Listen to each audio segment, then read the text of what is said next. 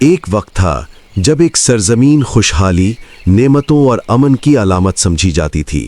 وہاں کے شہر آباد تھے، زمین زرخیز تھی، تجارت عروج پر تھی اور لوگوں کو ہر وہ سہولت حاصل تھی جو ایک قوم کو شکر گزار بناتی ہے۔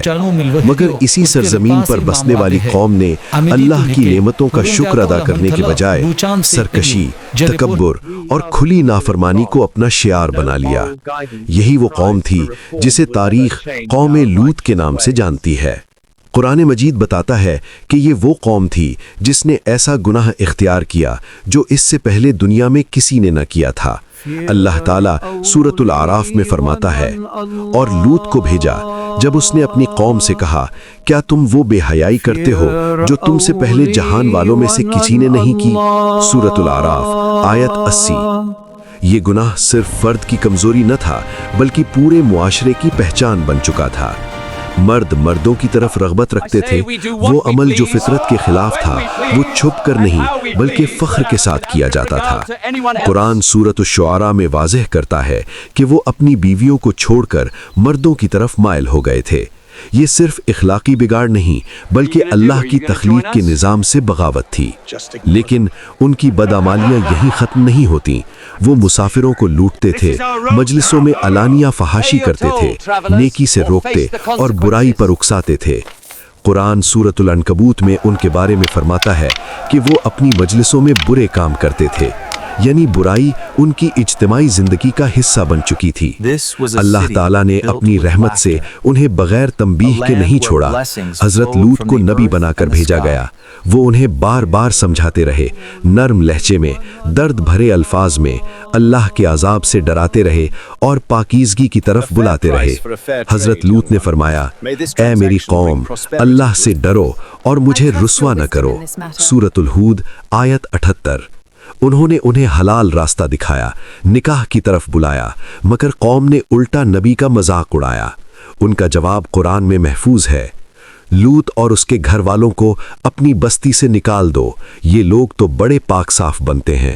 سورۃ النمل آیت 56۔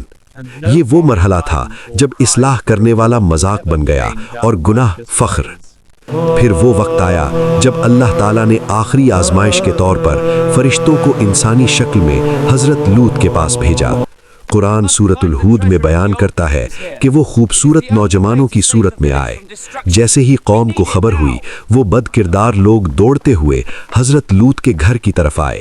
ان کی نیت ناپاک تھی اور شرم نام کی کوئی چیز باقی نہ رہی۔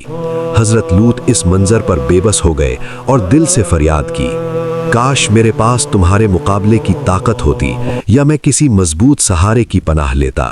سورۃ الہود آیت 80۔ تب فرشتوں نے اپنی حقیقت ظاہر کی اور فرمایا کہ اے لوط، آپ پریشان نہ ہوں، ہم اللہ کے بھیجے ہوئے فرشتے ہیں، یہ لوگ آپ تک ہرگز نہیں پہنچ سکتے۔ پھر حکم ہوا کہ رات کے آخری حصے میں آپ اپنے ماننے والوں کو لے کر شہر سے نکل جائیں اور کوئی پیچھے مڑ کر نہ دیکھے۔ قرآن واضح کرتا ہے کہ حضرت لوط کی بیوی اس حکم کی نافرمان بنی، کیونکہ دل سے وہ اپنی قوم کے ساتھ تھی، اسی لیے وہ بھی ہلاک ہونے والوں میں شامل ہوئی۔ یہ ہمیں سکھاتا ہے کہ نسب نہیں، ایمان نجات دیتا ہے۔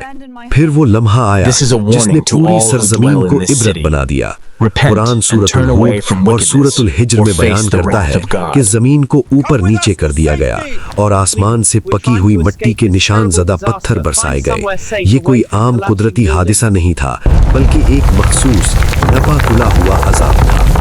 نبی کریم صلی اللہ علیہ وسلم نے حدیث میں فرمایا کہ جب کسی قوم میں برائی عام ہو جائے اور لوگ اسے روکنے کی کوشش نہ کریں تو اللہ کا عذاب سب کو اپنی لپیٹ میں لے لیتا ہے۔ مفہوم مسند احمد۔ ایک اور حدیث میں رسول اللہ صلی اللہ علیہ وسلم نے قوم لوط کے فعل کو انتہائی ناپسندیدہ قرار دیا۔ This was not rain. It was a furious, freezing wind. The divine punishment that Allah واقعہ صرف تاریخ نہیں بلکہ اخلاقی تنبیہ ہے۔ قرآن بار بار اس قوم کا ذکر اس لیے دہراتا ہے تاکہ انسان سمجھ لے کہ جب گناہ کو معمول بنا لیا جائے، جب فطرت سے بغاوت کی جائے، جب نبیوں کی بات کا مذاق اڑایا جائے اور جب اصلاح کرنے والوں کو نکالا جائے تو پھر قومیں زندہ نہیں رہتیں، چاہے ان کے شہر کتنے ہی مضبوط کیوں نہ ہوں۔ آج بھی قرآن کہتا ہے یقیناً اس میں عقل رکھنے والوں کے لیے نشانیاں ہیں۔ سورۃ الحجر آیت 75۔ قوم لوط کی کہانی ہمیں یہ سکھاتی ہے کہ اللہ کی رحمت مہلت دیتی ہے، مگر جب حد پار ہو جائے تو پکڑ ایسی ہوتی ہے کہ تاریخ عبرت بن جاتی ہے۔